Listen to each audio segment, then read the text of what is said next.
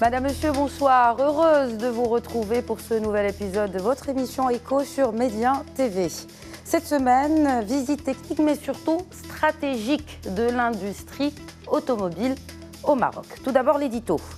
1959, une date cruciale pour le secteur de l'automobile au Maroc. Une année qui a vu naître la première entité spécialisée dans le secteur, une des toutes premières entreprises industrielle post-indépendance, une entreprise qui assemblait des petites Fiat, des Simca et quelques utilitaires légers de Renault. Justement, Renault, un demi-siècle, presque jour pour jour plus tard, nous exportons la première Logan Made in Maroc.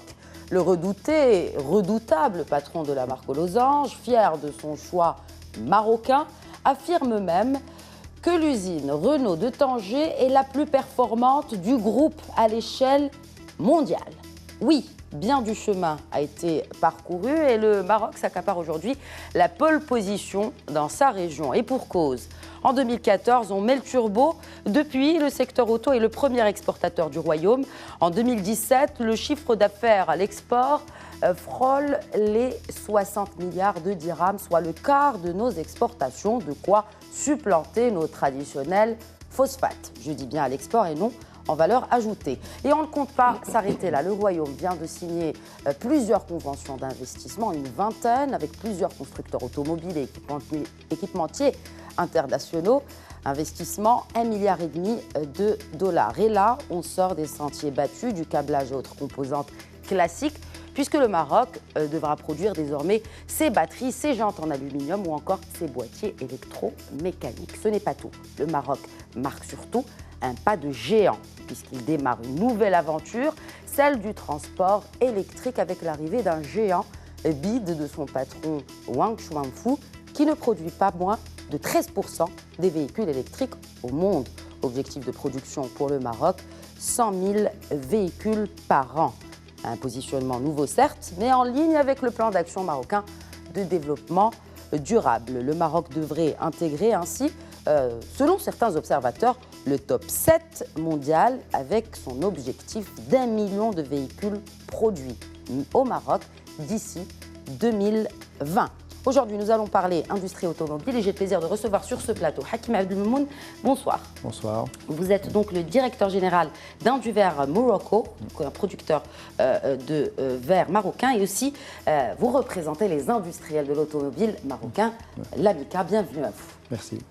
Également, sur ce plateau, j'ai le plaisir de recevoir le représentant de la deuxième et nouvelle locomotive du secteur de l'automobile, PSA Maroc, Rémi Cabon, bonjour. Bonjour. Donc vous êtes le directeur de projet industriel du projet donc, de Peugeot Citroën au Maroc. Bienvenue à vous aussi. Merci. Alors tout d'abord, ma première question justement, où en sont les travaux de ce projet industriel de PSA au Maroc ? Alors l'usine PSA est sortie de terre à Kenitra, c'est plus un projet.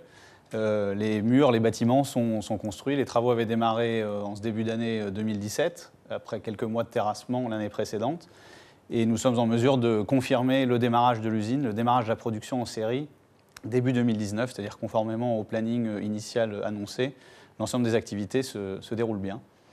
Donc on est dans les temps. On est dans les temps, les bâtiments sont là, les premiers process commencent à s'installer à l'intérieur des bâtiments. 2018 sera une année de démarrage, de mise au point. Tout se passe bien. Pour début 2019, donc démarrage effectif. On parle beaucoup d'export pour le secteur de l'automobile. Pour cause, je viens de le citer, 60 milliards de dollars de chiffre d'affaires à l'export. C'est dire ce que ça pèse quand même sur notre balance commerciale. Quelles sont les principales destinations des voitures produites au Maroc, Hakim Abdelmoun ? Alors, les destinations et le chiffre de l'exportation proviennent de deux sources. Il y a l'exportation des véhicules. Aujourd'hui, d'ailleurs, l'exportation des véhicules produits au Maroc est un indicateur clé parce que ces véhicules sont exportés vers des pays qui sont réputés comme étant parmi les plus exigeants au monde en termes de qualité, de standards et de normalisation. Donc, toute l'Europe, le Moyen-Orient, et également des destinations africaines. Donc, on a des pays comme la France, l'Espagne, la Suède Et donc aujourd'hui, les destinations des véhicules, ces véhicules ont fait leurs preuves dans toutes les destinations où ils ont été exportés. Et ça a été un des facteurs clés de succès de ces stratégies automobiles sur le Maroc.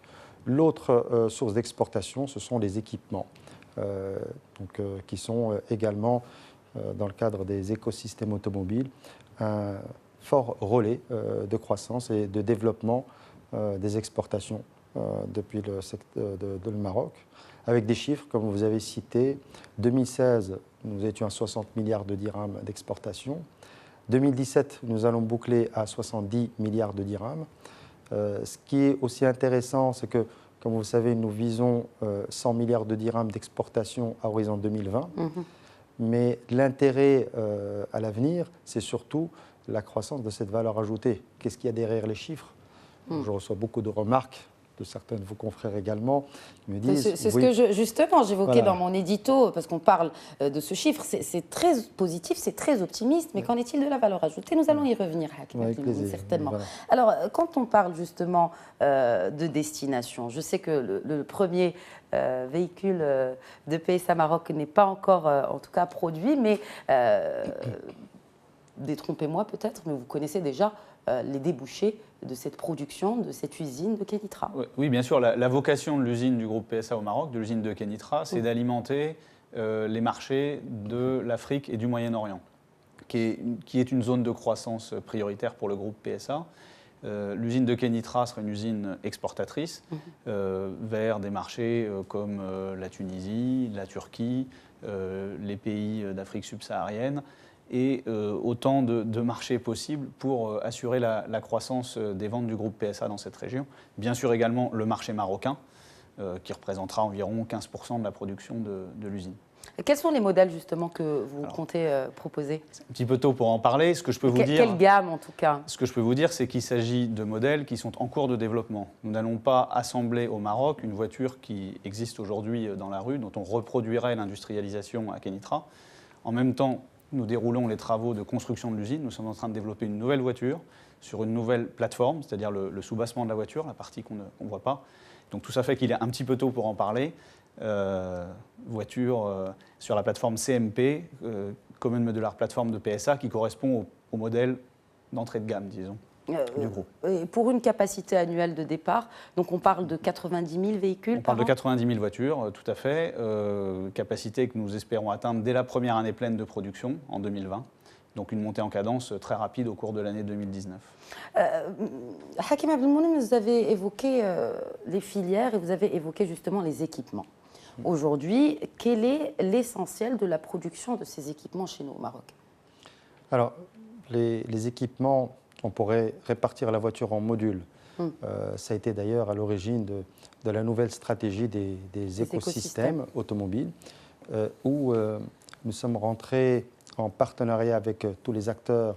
Et parmi leurs pilotes, c'est l'administration marocaine, le ministère de tutelle, qui est le ministère du Commerce et de l'Industrie. Nous sommes partis du véhicule. Et donc, nous avons décomposé ce véhicule en modules, selon les attentes de clients finaux, qui sont les constructeurs automobiles. Et à partir de là, nous avons identifié des écosystèmes, c'est-à-dire des modules où nous avons un début de maturité, une maturité sur le Maroc, c'est-à-dire des chiffres qui nous permettent de construire une stratégie et des opportunités déjà identifiées, dont le câblage, notamment l'intérieur véhicule. C'est le plus important, c'est le tronc un peu de ces équipements. On reste, c'est cela? Voilà, ce sont les modules de voiture où nous avons une maturité et d'autres qui sont naissants et certains que nous avons identifiés qui sont à venir et à développer. Et donc nous trouvons dans le véhicule la partie tableau de bord, nous avons trouvé également la partie carrosserie, toute la partie métal au niveau de l'emboutissage. Voilà, donc l'intérieur véhicule, nous avons la partie tableau de bord, siège, panneau de porte, pavillon, et qui se décline en sous-métiers également. Donc nous allons jusqu'au textile, jusqu'à la partie mousse, jusqu'à la partie métal. Nous avons l'écosystème métal emboutissage avec tout ce qui peut graviter autour et donc qui va jusqu'à l'amont. Nous sommes allés à travers les écosystèmes, comme vous le savez, jusqu'à la matière première. Et c'est là également l'intégration de l'amont qui permet d'avoir plus de compétitivité pour ne pas aller chercher des importations de Justement, l'extérieur. que représentent les importations aujourd'hui dans le secteur de l'extérieur et d'où importons-nous?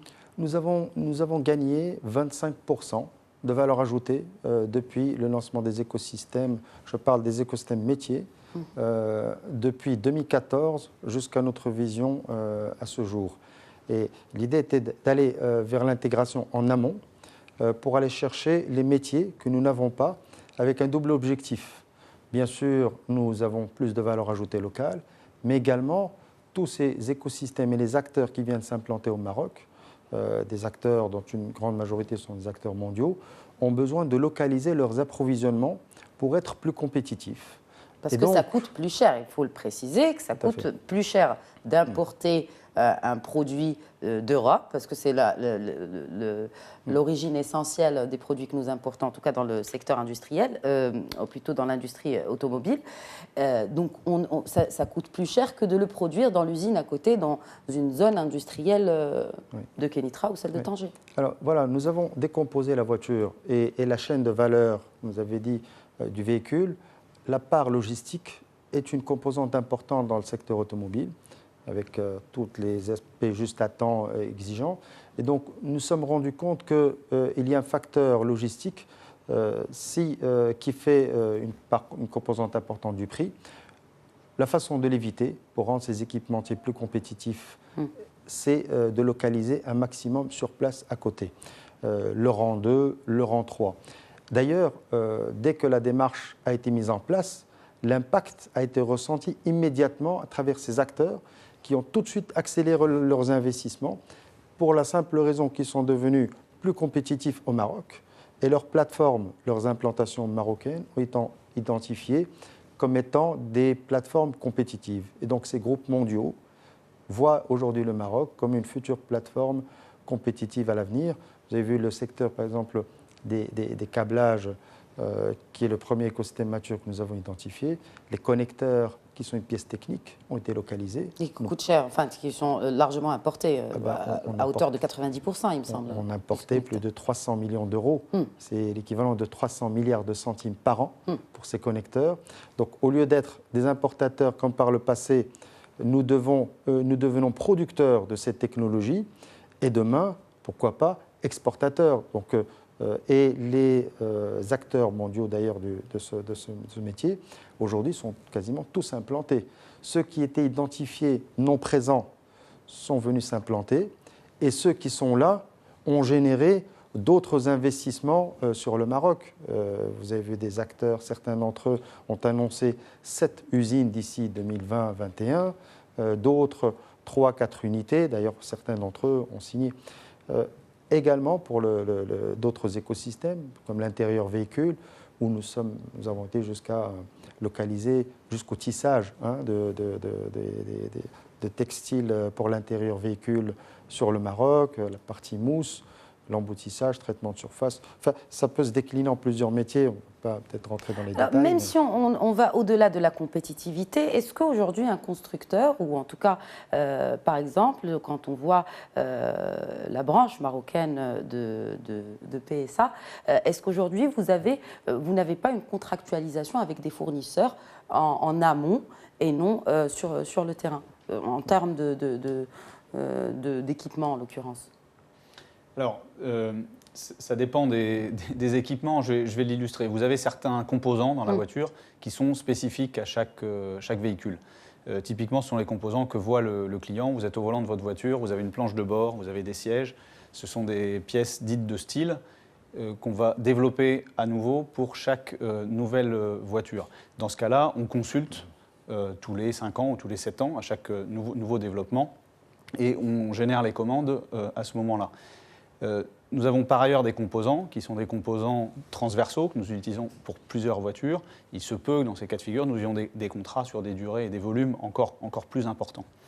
C'est aussi ce qui donne de la visibilité aux investisseurs équipementiers. Mais nous avons de toute façon la possibilité de soumettre des appels d'offres, voire de renégocier avec nos partenaires équipementiers pour trouver le meilleur business case pour eux et pour nous. Lorsque nous nous installons en tant que locomotive, comme vous disiez dans votre introduction, au Maroc, nous entraînons avec nous un certain nombre d'investissements. Alors très concrètement, en face du terrain de l'usine PSA à Kenitra, il y a un parc fournisseur dans lequel il y a 7 usines qui sont en cours de construction. Mais quels sont les produits justement? Quels sont les produits de ces usines? Ce qu'on construit juste en face de l'usine du constructeur, ce sont des pièces qui seraient chères à transporter. Vous évoquiez la logistique. Effectivement, les pièces volumineuses, on imagine volontiers. Comme des carcasses, par exemple? Comme des sièges, comme des planches de bord, comme des panneaux de porte, comme des lignes d'échappement. En général, les pièces qui prennent du volume coûtent cher à transporter, ça semble logique. Et donc, nos partenaires équipementiers s'installent juste en face de l'usine. Les pièces n'ont même pas besoin d'être chargées sur des camions, elles peuvent être transportées avec des petits trains, des chariots pour approvisionner l'usine. C'est ce qu'on appelle le just-in-time. Et donc toutes ces pièces constituent une part de l'intégration locale. Il y a d'autres composants sur lesquels l'équation est différente, des composants qui sont plus petits, plus faciles à transporter, moins chers en tout cas à transporter, sur lesquels les investissements peuvent être importants pour démarrer l'activité. Et là, il faut qu'il y ait un volume d'activité beaucoup plus important que le volume de production. Qu'est-ce qu'un volume important, Rémi Cabon? Alors, pour certains composants, il faudrait produire plus d'1 million de voitures pour qu'on puisse les installer. Je vous donne un exemple aujourd'hui de ce qui n'est pas encore intégré localement au Maroc, des boîtiers électroniques. Ce sont des petites pièces, calculateurs moteurs par exemple, qui sont peu volumineuses, qui demandent des investissements très importants et qui demandent donc des volumes très importants. Donc, on y arrivera. Vous avez cité également la cible d'1 million de voitures. Bon, c'est un seuil qui est un petit peu symbolique, mais qui correspond aussi à un seuil de rentabilité pour certains types d'investissements, qui n'est pas encore franchi, mais nous travaillons avec la filière, avec l'État, le ministère de l'Industrie, pour trouver des partenaires prêts à s'installer au Maroc, y compris pour ces équipements. Alors, juste avant qu'on parle d'intégration, parce que c'est très important, ce point revient souvent d'intégration dans le secteur et ce taux d'intégration dont on parle et les objectifs. Quand on parle d'investisseurs, justement, dans le secteur, quelles sont les incitations que le Maroc propose à ces investisseurs qui viennent s'implanter au Maroc? Alors, avant d'aller là-dessus, j'allais rebondir poursuite sur la question que vous venez de poser et qui est intéressante. En 2014, lors du lancement du plan d'accélération industrielle, nous avons travaillé une nouvelle vision de voir la filière autrement. Parce que le but est, pour attirer les investisseurs, c'est leur apporter le volume nécessaire. Comme l'a dit Rémi Cabon à l'instant, pour installer un métier, ils vous demandent un volume minimum. Ils disent il faut un carnet de commandes minimum. Alors, au lieu de voir uniquement localement, nous avons vu le marché de l'automobile comme marché régional, en nous appuyant sur la plateforme Tangemed. Parmi la vision des écosystèmes constructeurs, qui sont les locomotives, nous avons identifié 2 types d'écosystèmes au niveau constructeur. Intégration locale sont pour les constructeurs implantés localement, et là nous parlons d'intégration locale, donc c'est un objectif d'intégrer du volume. Comme Renault, lors de leur implantation, ils ont intégré dès le départ l'équivalent de 80% du volume en pièces. Produites localement? Produites localement. Et là, on parle de volume. Pour la partie des constructeurs qui sont à l'étranger, c'est là où les équipementiers implantés au Maroc fournissent, en Europe. Et là, nous appelons les écosystèmes sourcing. Et donc, c'est d'exporter vers des constructeurs pas implantés. Et c'est là où on parle d'une exportation de pièces qui plutôt prennent de la valeur plutôt que du volume. Et donc là, nous avons vu cette stratégie globale. Et comme l'a dit Rémi Cabon, les équipementiers ou les investisseurs qui viennent sur le Maroc, l'idée c'est de travailler tous ensemble en équipe, l'administration, la filière, les locomotives qui sont les constructeurs automobiles, pour regrouper ce carnet de commandes minimum qui leur permet de justifier l'investissement et l'implantation sur le Maroc. Très bien. En parlant d'implantation, justement, vous pouvez répondre à la question sur les incitations. Oui. Alors, effectivement, nous avons vécu une période de cette stratégie au niveau de l'automobile par le passé, qui était une vision, je pourrais vous citer des témoignages d'investisseurs qui viennent s'implanter sur le Maroc, qui me disent ce qui les a intéressés sur le Maroc, c'est qu'il y a eu une révision sur le long terme et portée avec un cap. Et le cap, ils me disent, vous l'avez tenu. Et c'est ça qui L'automobile est un secteur sur le long terme. Et donc ça a commencé avec les premières infrastructures. Au début, c'était mettre en place des zones franches intégrées avec tous les services autour, les guichets uniques, des infrastructures telles que le Port-Tangemed, qui était un projet structurant. Sans le Port-Tangemed, il n'y aurait pas eu la construction automobile, comme vous le savez. Les systèmes d'incitation qui sont un plus, mais pas déterminants, il faut vraiment le savoir. Les systèmes de subvention, aussi bien l'investissement, à travers le fonds Hassan II, ou le fonds de développement industriel de plus de 20 milliards de dirhams, et à la formation également. Et au cœur de tout cela, ce sont les compétences, le capital humain, qui a été le facteur clé, je dirais le facteur clé de la réussite de ce secteur, du témoignage des acteurs aujourd'hui implantés.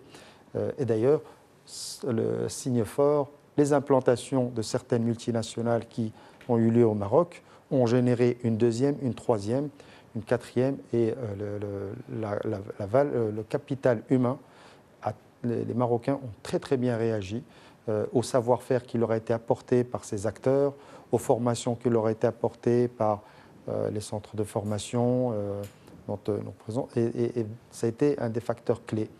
Et en fait, c'est une vision globale, et le plan d'accélération industrielle était un déclencheur dans le sens où administration, filière, locomotive, constructeurs sont tous retrouvés autour du projet sur le terrain.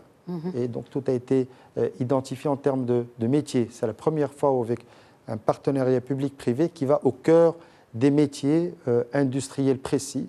Et on identifiait les opportunités, les chiffrer, regrouper, porter ces opportunités vers les investisseurs. Et donc aujourd'hui, qu'est-ce qui restait? À venir les saisir et mettre en place tout autour tout le système incitatif qui est global au niveau logistique, au niveau formation, au niveau investissement, au niveau infrastructure, au niveau accompagnement administratif. Et donc, c'est un tout par rapport à des exigences du secteur automobile qui a été apporté. Et donc, c'est une stratégie globale et qui a fait en sorte que les investisseurs ont adhéré. La preuve sont les investissements que vous venez de citer, entre autres. Et dont d'autres que nous allons évoquer juste après la pause pub. Mais avant, alors, hormis ces incitations nombreuses qu'a cité Hakim Abdelmoumen, Rémi Cabon, est-ce que vous avez peut-être un point à rajouter sur les incitations que PSA Maroc a pu, en tout cas, avoir pour justement être un peu plus encouragé? Est-ce que l'exemple de Renault était encourageant d'abord? Et aussi, est-ce qu'il y a eu d'autres incitations du gouvernement marocain pour choisir le Maroc? Alors, il y a des incitations, il y a surtout, et je reviens sur ce que disait M. Abdelmoumen, des engagements qui sont tenus et une vision annoncée qui se confirme. Je pense que les incitations différentes natures qui peuvent exister sur l'investissement, sur la formation, sont de nature à déclencher des décisions ou à les accélérer. Mais ce qui fait que les investisseurs s'intéressent au Maroc, et qu'il y en a de plus en plus qui s'intéressent au Maroc, c'est la stratégie globale et c'est ce cap qui est tenu. Donc effectivement, l'exécution du plan de notre confrère en fait sûrement partie. Mais est-ce que Peugeot, par exemple, a eu plus d'incitation que Renault? Alors ça, c'est à M. El Alami qu'il faut poser la question. Moi, je ne suis pas capable de vous répondre. Il a cité cela dans une entrevue parue dans la presse marocaine. Mais est-ce que vous le sentez, non? Alors, nous, on a eu suffisamment d'incitations pour décider de s'installer. Je ne connais évidemment pas celle dont a pu bénéficier Renault. Ce qui est certain, c'est qu'il y a une logique de prime aux pionniers qui est donnée au Maroc. Et ça, c'est très sain pour encourager les premiers arrivants dans l'industrialisation de certains composants. Donc là, je ne parle pas des constructeurs, je parle des équipementiers. La construction du dispositif d'incitation fait que le ou les premiers qui se décident à investir dans un domaine qui n'existe pas jusqu'à présent dans le tissu industriel marocain bénéficient d'un accompagnement plus important que ceux qui viendront derrière et qui prendront donc moins de risques. Et ça, c'est très favorable au développement du business et on ne peut que saluer cette dynamique. J'insiste sur le cadre, le team Maroc, on va dire. On pourrait peut-être même parler d'écosystème Maroc par analogie à ce qui se fait pour les composants de la filière. La cohérence qui existe entre la vision qui est donnée, les moyens qui sont mis à disposition en termes d'infrastructures, de développement de la logistique, etc. Et ça, je trouve que c'est aussi important que le bénéfice court terme qui peut exister dans un accompagnement au moment de la prise de décision. Et surtout que le secteur est surtout un secteur à long terme et non à court au moyen terme. Je vous propose, messieurs, de continuer la discussion juste après cette courte pause de publicité. À tout de suite. Madame, Monsieur, bonsoir et bienvenue. Si vous venez de nous rejoindre, vous regardez Éco-Débat que nous consacrons aujourd'hui à l'industrie automobile. Juste avant la pause pub, nous évoquions cette question très importante des incitations pour les investisseurs qui viennent s'implanter chez nous au Maroc.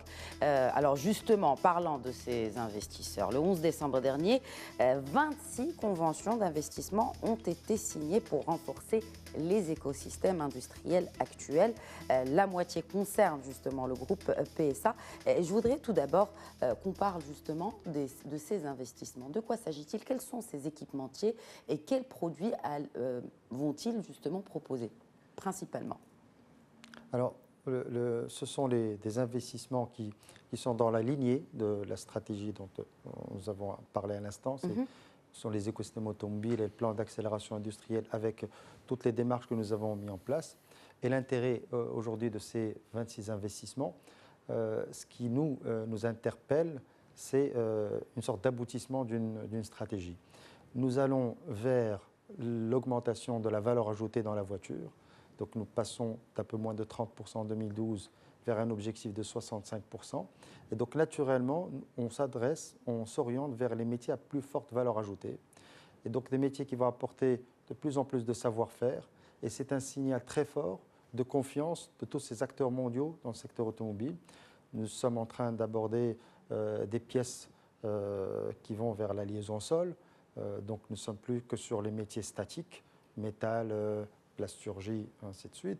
Nous avons des pièces, comme l'a bien précisé M. Rémi Cabon à l'instant, de l'intérieur véhicule, de la confirmation sur la connectique, par exemple, sur le câblage, donc encore des pièces techniques, la rétrovision au niveau du véhicule. Nous avons des pièces dans la liaison sol, type les amortisseurs, la filtration, où là, ce sont des métiers plus vers l'export, parler du sourcing. Donc, que 10% de ces investissements sont destinés à le marché ici local, et 90% sont orientés vers de l'export. Ça rejoint les métiers dont nous avons parlé pour la partie sourcing, c'est-à-dire exporter à l'étranger. Et donc, ces équipementiers qui viennent s'implanter, on y revient, viennent pour un marché ici sur le Maroc, mais pour un marché global, régional des constructeurs automobiles, qui est également exporté vers les constructeurs automobiles étrangers. Et bien sûr, des nouveaux câbleurs qui viennent s'implanter parce que leurs investissements actuels à travers l'écosystème câblage les a rendus plus compétitifs. Donc, leur plateforme Maroc remonte des signaux très forts vers leur maison mère dans le monde. Ça peut être au Japon, en Europe, en Allemagne, aux États-Unis. Comme quoi, les implantations Maroc ont réussi. C'est ce qui déclenche des prochains investissements. Et donc, ce sont des acteurs qui sont déjà présents, qui ont confirmé un 4e, un 5e investissement dans le secteur, par exemple, des faisceaux de câbles ou des coiffes de sièges et autres. Quand on parle de ces 13 conventions, la moitié de ces conventions qui ont été signées ce 11 décembre ont été signées par le groupe PSA. De quoi s'agit-il exactement? Quels sont les partenaires qui vont accompagner, on va dire, cette aventure marocaine de PSA dans le cadre de ces écosystèmes? Alors, déjà, ce que je voudrais dire globalement, c'est que suite à la signature de ces 13 conventions, on peut considérer que la quasi-totalité des pièces que l'on voit quand on regarde une voiture, que ce soit à l'intérieur ou à l'extérieur, seront fabriquées au Maroc. Quelques exceptions, rares exceptions, mais il n'y en a presque plus. Il y en a pour lesquelles ce n'était pas le cas jusqu'à présent. Par exemple, à l'extérieur, les roues ont été signées parmi les conventions du 11 décembre, l'installation de fournisseurs de jantes en aluminium, d'Icastal en ce qui concerne, qu'un industriel chinois en ce qui concerne le groupe PSA, donc pour fabriquer des jantes en aluminium au Maroc. Et donc, dans les voitures équipées de jantes en aluminium, ce sera de la production marocaine. Nous avons également des rétroviseurs extérieurs qui seront fabriqués. En ce qui concerne l'intérieur, vous avez les sièges, la planche de bord. Si je reviens à l'extérieur, vous avez également les pare-chocs. Bref, il n'y a que quelques rares exceptions. Moteur ? Alors, si on parle maintenant des pièces qui ne sont pas directement visibles par le client, vous savez, alors il faut ouvrir le capot, on va dire. Oui. L'usine de Kenitra assemblera non seulement des véhicules, mais également des moteurs, et ce dès le démarrage. Donc dès 2019, notre usine assemblera des moteurs, et donc le moteur sera un moteur marocain assemblé à Kenitra. Vous avez également, dans les conventions qui ont été signées, des mécanismes de direction assistée pour les voitures. Ça, c'est une production qui ne se fait pas aujourd'hui au Maroc et qui, à l'horizon de 2019, sera produite localement. C'est un autre exemple de l'écosystème PSA. Pour aller un petit peu plus loin que ces 13 conventions, il y a à peu près 50 usines qui livreront l'usine de Kenitra au Maroc, c'est-à-dire 50 sites fournisseurs installés au Maroc qui livreront PSA. Et sur ces 50 sites, il y en a 26 qui sont en cours de construction, qui sont nouveaux. Est-ce que ce sont des sites marocains ou ce sont des sites d'investisseurs étrangers? Ce sont des sites marocains qui sont tous installés au Maroc, qui emploient de la main-d'œuvre marocaine, qui contribuent au développement des compétences, à la montée en compétences de l'automobile du tissu industriel marocain. Les investisseurs sont d'origine variée, européenne, asiatique, américain. Dans certains cas, ils s'associent avec un industriel marocain. C'est le cas pour un du verre, non? Oui. N'est-ce pas, Hakim Abdelmoumen? Oui, notamment, effectivement, dans le... Je vous reviens. Non, notamment dans le verre, et vous étiez parmi les précurseurs à ouvrir votre capital, en tout cas pour une joint venture avec un leader mondial japonais. Alors, effectivement, comme vous voulez dire, dans le sillage de tout ce développement et des locomotives du secteur automobile, effectivement, c'est une des orientations où nous avons pu avoir une rencontre qui s'est concrétisée par un partenariat avec un leader mondial dans le secteur du vitrage automobile. Effectivement, nous avons, nous, en tant qu'acteurs industriels qui étaient parmi les premiers qui ont accompagné Somaka dans le vitrage automobile, nous avons eu l'occasion, l'opportunité de faire cette rencontre et donc de nouer un partenariat aussi bien sur des secteurs proches de l'automobile que sur l'automobile de grande série et qui se concrétise par un projet de construction d'une usine pour produire l'équivalent d'1,2 million véhicules en collection vitrage. Donc on y revient. Ce n'est pas que le marché au Maroc aujourd'hui qui justifie ces implantations, mais un marché région.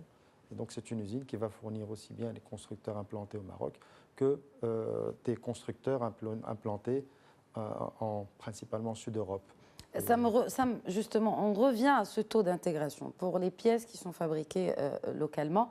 Est-ce qu'aujourd'hui, il n'y a pas moyen, parce qu'on parle de coiffe de voiture, de siège plutôt, est-ce qu'il n'y a pas moyen d'une reconversion, peut-être d'une partie du secteur industriel ou des professionnels du secteur dans des métiers qui sont, quand on les appelle les métiers de demain, moi j'aimerais les appeler les métiers d'aujourd'hui, parce qu'ils sont bel et bien là. Vous avez raison d'aborder ce point. Alors, je propose de revenir un peu avant par rapport à votre précédente question, qui va déboucher sur une réponse à celle-ci.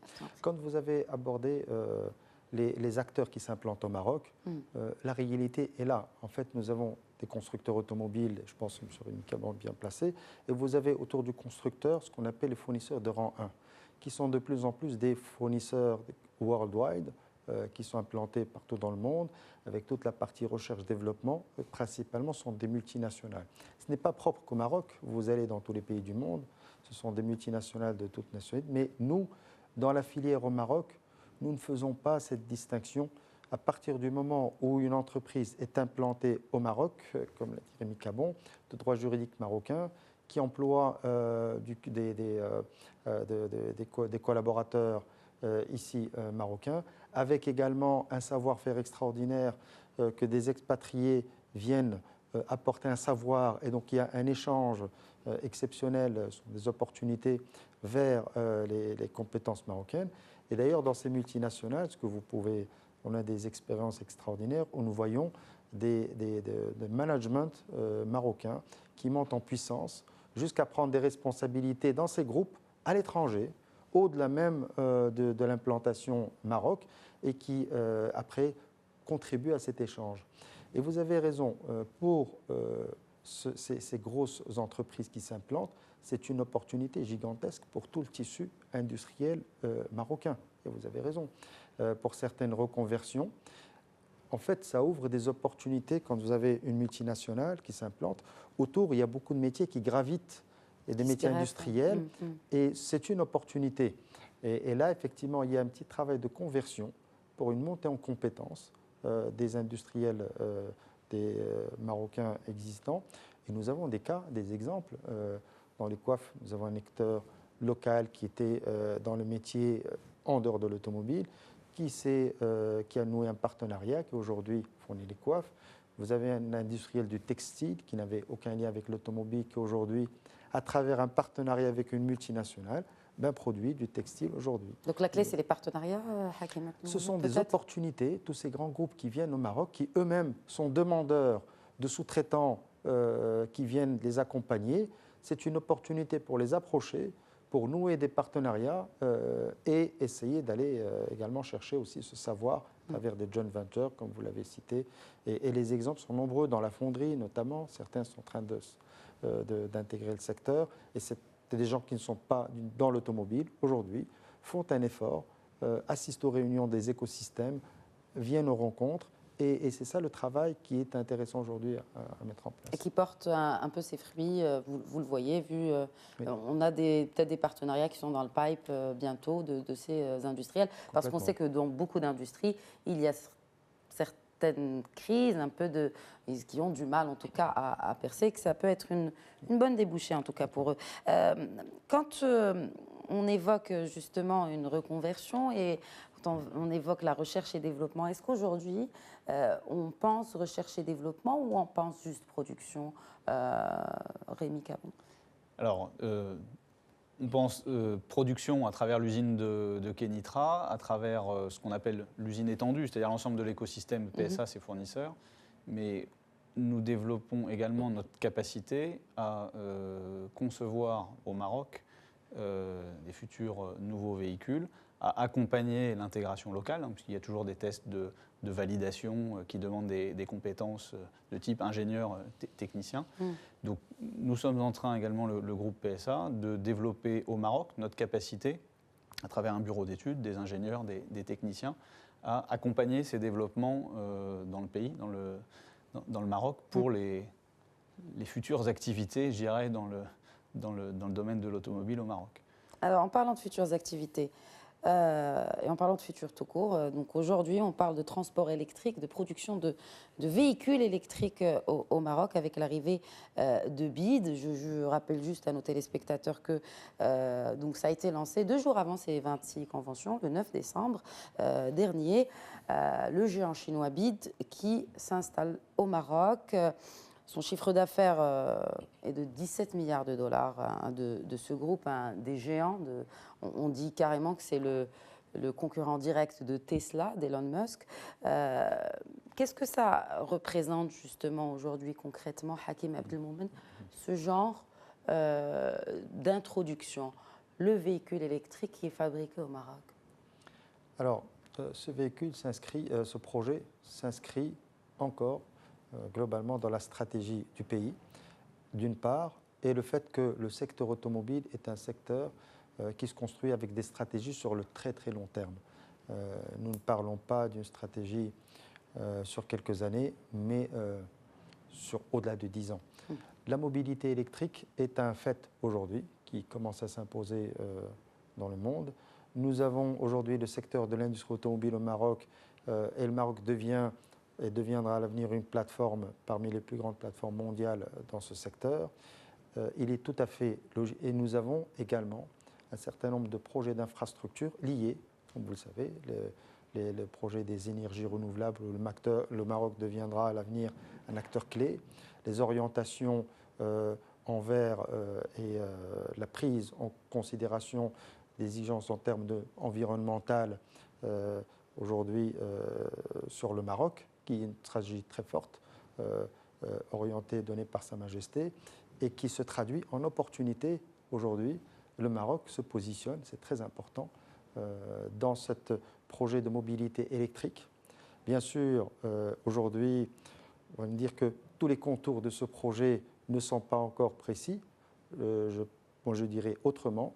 Nous avons aujourd'hui acté que le Maroc deviendra et prend part et position dans l'avenir de la mobilité électrique, et qui ne concerne pas que l'automobile, qui concerne également les véhicules industriels et également le transport ferroviaire, comme ça a été cité. C'est très important.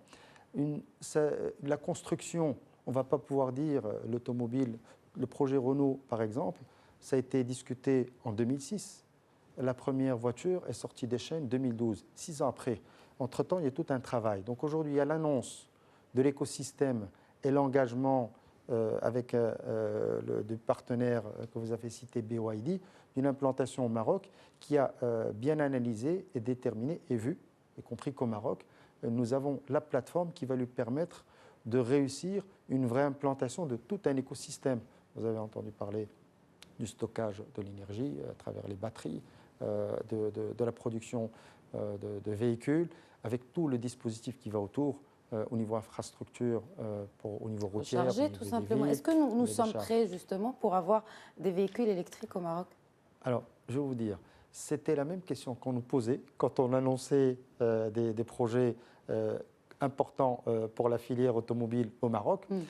Je vous répondrai que c'est un travail, une vision, une stratégie qui se met en place, et puis tous les acteurs autour du projet qui se mettent autour de la table avec un projet clair. On met en place une vision, on va sur le terrain, comme ça a été le cas dans l'automobile. Vous avez parlé du projet, ça ne s'est pas construit tout seul, le plan d'accélération industrielle ou les écosystèmes.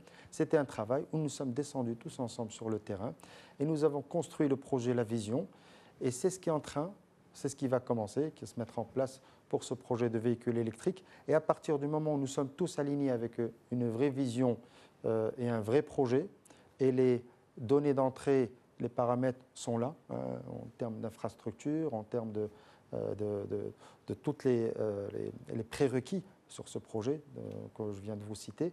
Tout, aujourd'hui, les facteurs clés de réussite sont là. Après, ça ne tombe pas tout seul. Il faut se retrousser les manches. Tous, nous, acteurs privés, avec nos partenaires, l'acteur public, le Team Maroc, été cité par M. Rémi Cabon à l'instant, pour mettre en place, et nous y arriverons, comme nous avons réussi sur les autres projets. Je voudrais qu'on termine sur ce constat, sur le basculement de la demande et de l'offre mondiale dans le secteur, justement, vers les pays émergents, et comme en témoigne le rôle croissant que joue l'Asie Océanie dans la production mondiale de véhicules, et plus particulièrement la Chine, dont on vient de parler. Quel impact, justement, pour la production au Maroc, selon vous, à cette nouvelle restructuration, ce redéploiement des cartes géographiques? Rémi Cabon. Pour le groupe PSA, la stratégie est, je dirais, assez simple, c'est de produire là où l'on vend. Donc de produire en Asie, et en Chine en particulier, les véhicules que nous vendons sur ces marchés, et de produire en Afrique, Moyen-Orient, et notamment au Maroc, au sein de l'usine de Kenitra, pour les marchés de cette région. Peut exister à la marge quelques flux intercontinentaux, mais les voitures sont également assez chères à transporter. On parlait tout à l'heure des composants, mais il en est de même pour les véhicules. Et donc la stratégie du groupe PSA, c'est clairement de produire au plus près de ces marchés. Et c'est dans ce cadre-là que le lancement du projet industriel Kenitra a été décidé, en corrélation avec les ambitions de croissance au Maroc notamment, mais dans la région. Donc justement pour l'Afrique, est-ce qu'aujourd'hui on peut parler d'un marché prometteur? À quel point on parle de l'Afrique comme la prochaine locomotive de la croissance mondiale, avec d'abord une croissance humaine assez importante dans les 10 années à venir et une grande base de jeunesse. Que représente justement ce marché pour PSA Monde? Alors, l'ambition de PSA, c'est de peser 1 million de véhicules à l'horizon 2025 sur le marché Afrique et Moyen-Orient, puisque dans notre découpage régional, nous parlons de la région Afrique-Moyen-Orient. Donc, nous nous inscrivons dans cette stratégie de croissance et nous sommes prêts et organisés pour y participer, je dirais. Voilà, donc ça c'est le point de rendez-vous à l'horizon 2025, 1 million de voitures dans la région. L'usine PSA au Maroc doit y contribuer et doit avant tout contribuer au développement sur le marché marocain et sur les marchés que je citais tout à l'heure. Et on finit par le facteur humain. Combien d'emplois devrait créer donc, cette usine? On parle de 4 500 emplois directs, 20 000 emplois indirects. Est-ce que les phases de recrutement ont déjà commencé? Alors les recrutements ont déjà commencé. Il y a près de 100 personnes qui ont été recrutées et qui travaillent tous les jours à Kenitra sur le projet PSA. Nous serons plus de 1500 dès la fin de l'année 2019, la première phase de l'usine. Vous savez que c'est une usine évolutive. Nous avons cité tout à l'heure 90 000 par an. Nous aurons la capacité de doubler la production dès que ce sera nécessaire. Et à cet horizon-là, nous devrions atteindre un chiffre proche de celui que vous citez, à 4 500. Ça, ce sont les emplois directs dans notre usine. Évidemment, nous avons cité la filière, l'écosystème. Ça a un effet démultiplicateur sur l'ensemble de la filière et la création de milliers, voire de dizaines de milliers d'emplois par ailleurs. Alors, je m'adresse maintenant aux professionnels de cette industrie. On dit que le département de ressources humaines est le plus solide chez les opérateurs. Est-ce vrai? Vous citez les opérateurs automobiles. Oui, naturellement. Équipementiers en l'occurrence. Complètement. C'est, comme je voulais rappeler, c'est un facteur clé. C'est le principal facteur clé de succès. Et une des réussites aujourd'hui dans le secteur de l'automobile a été que les compétences et le capital humain marocain a réussi dans ces entreprises à toutes les échelles. Nous pouvons parler des opérateurs qualifiés, avec une vraie qualification, un vrai savoir-faire, un vrai métier. Et j'ai l'honneur et le plaisir d'y participer en tant que président des instituts de formation au métier de l'industrie automobile, qui apporte toute la partie formation continue, formation métier automobile. Et la réaction extraordinaire des collaborateurs marocains au niveau de ces compétences a été tout simplement extraordinaire. Nous avons également le niveau des techniciens, des ingénieurs, et qui évoluent dans ces entreprises, comme je vous l'ai cité. Ils évoluent jusqu'à quel point, justement? Je suis ingénieur, j'évolue justement dans une entreprise ou en équipementier. Quels sont mes horizons, justement, d'évolution? Alors, moi, ce que j'ai toujours rappelé, cité, en vivant dans ce domaine, l'industrie automobile, ce qu'elle a d'extraordinaire, c'est qu'on peut y réussir uniquement par le mérite. Et parce que les apports et les réussites de chacun sont précisément mesurés. Et donc, c'est une opportunité pour tous les collaborateurs de ces entreprises d'évoluer sans limite. Je vous expliquais certains aujourd'hui sont au niveau du management de ces groupes. Vous avez des Marocains qui ont évolué dans des groupes qui gèrent aujourd'hui 12 000 personnes sur le Maroc et qui ont évolué, gravi les échelons de ces entreprises. Certains ont pris des responsabilités dans ces groupes à l'international, ce qui est extraordinaire. Donc, ce secteur représente un vrai potentiel d'évolution pour les compétences. Également, c'est une évolution permanente. Il y a des formations en permanence et on dit que ce secteur permet de tirer tout le monde vers le haut, challenger tout le monde parce qu'il faut aller plus. On peut parler de constructeurs automobiles, challenge nous les équipementiers pour aller encore plus loin au niveau de la compétitivité, de recherche de nouvelles solutions technologiques. Et là, le capital humain marocain a toujours fait preuve vraiment d'une adaptation et d'une évolution qui est excellente. Et ça a été un facteur clé vraiment de succès. C'est pour ça que tout à l'heure, quand vous avez parlé d'incentives, j'ai vécu personnellement beaucoup de déplacements à l'étranger dans le cadre de délégations où nous présentions la filière Maroc. Et cette course à proposer des incentives est déjà dépassée depuis bien longtemps. D'autres pays pourraient venir proposer beaucoup d'initiatives, même au-delà, mais ce n'est pas cela qui est déterminant. Ce qui est important pour l'investisseur, est-ce qu'il peut réussir son investissement en termes de qualité, parce qu'il y a un engagement très précis au niveau de l'automobile, en termes de logistique, au niveau compétitivité, est-ce que la filière est présente, est-ce que les métiers sont là, et surtout, comme vous l'avez rappelé, est-ce que le capital humain permet d'accompagner ce secteur. Et là, au Maroc, ce n'est plus à prouver, ça a déjà été prouvé. La preuve, ce sont tous ces investissements que vous avez vus. Et pour nous, ce qui le signale très fort, ce sont ces entreprises, ces acteurs qui viennent s'implanter pour une usine et qui sont aujourd'hui, pour certains d'entre eux, à la 5e, voire la 6e usine. C'est la preuve que celles d'avant ont été réussies. Et au cœur, bien sûr, c'est ce capital marocain. Donc, en même temps, ce secteur aussi est une opportunité pour eux, parce que c'est un peu le rêve pour tous les techniciens, ingénieurs, opérateurs, de pouvoir s'intégrer dans des entreprises où ils vont pouvoir évoluer en permanence, où ils pourront mettre à profit leurs compétences et ils auront le mérite d'évoluer avec ce qu'ils ont réussi à faire. Mais au-delà du capital humain, bien sûr, il y a cette stabilité dont jouit le royaume dans la région qui incite un peu plus et beaucoup plus d'investisseurs à s'implanter au Maroc. Hakim Abdelmoumen, Rémi Cabon, merci d'avoir accepté l'invitation d'Eco-Débat. Merci à vous tous de nous avoir suivis. Je vous donne rendez-vous la semaine prochaine pour un nouveau numéro de votre émission Éco sur Média TV Afrique. Excellente suite des programmes sur notre antenne.